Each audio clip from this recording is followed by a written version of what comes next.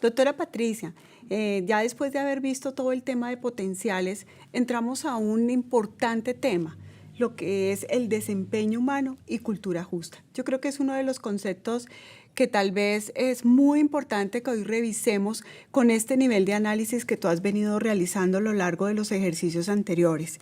Aquí hay una pregunta muy importante que me gustaría que empezáramos a revisar y es: ¿cómo podemos nosotros explicar lo que encontramos en un trabajo real y en un trabajo prescrito? Es decir, lo que pasa en la vida real en las organizaciones y lo que muchas veces las empresas se imaginan, procedimentan, tienen para ejecutar.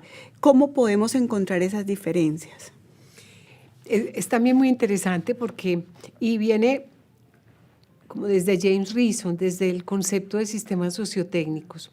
En algún momento nosotros, y uno se puede remontar en la historia de lo que hemos hecho, y estuvo bien, cuando todo queríamos hacerle un aro a todo. ¿Se acuerdan que una de las cosas que proponíamos era que todas las tareas debían tener un análisis de riesgos por oficio, un paso a paso, y eso era lo que seguíamos luego con el comportamiento?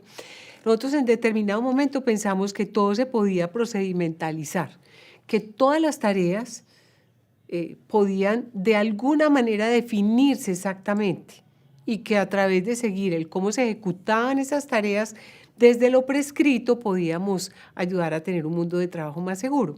Pero lo que nos fuimos dando cuenta es que, y ya lo habíamos visto hace en el video anterior y lo vamos a volver ahorita cuando veamos principios del desempeño humano y cultura justa, nos dimos cuenta que el ser humano, las personas, nos adaptamos permanentemente a la realidad del trabajo y que es muy distinto el trabajo prescrito, lo que yo creo que es, porque fui, porque lo vi un momentico, porque tomé una foto, a la realidad que enfrenta o que enfrentamos las personas en el trabajo, en el día a día.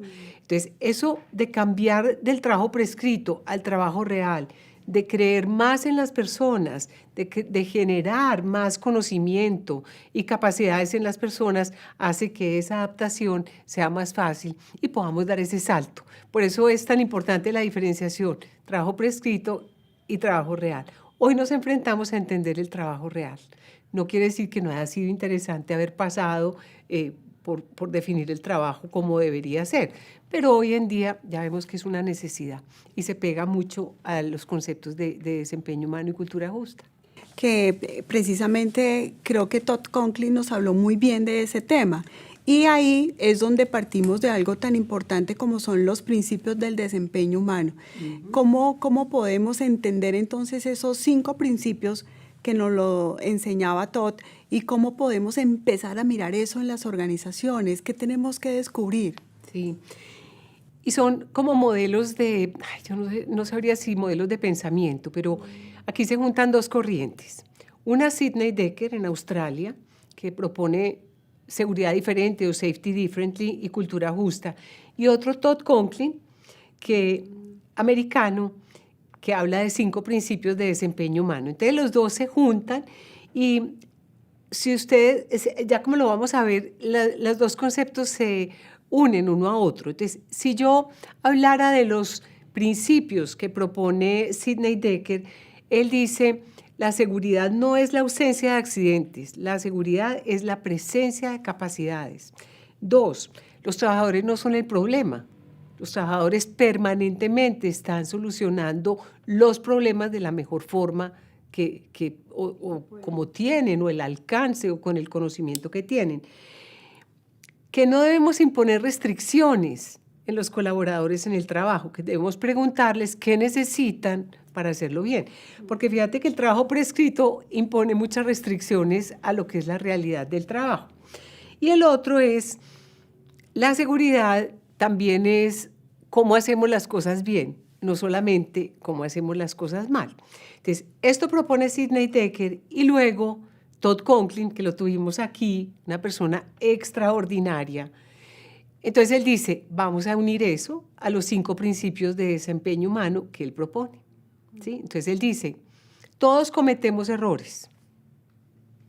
No, hasta las mejores personas cometemos errores.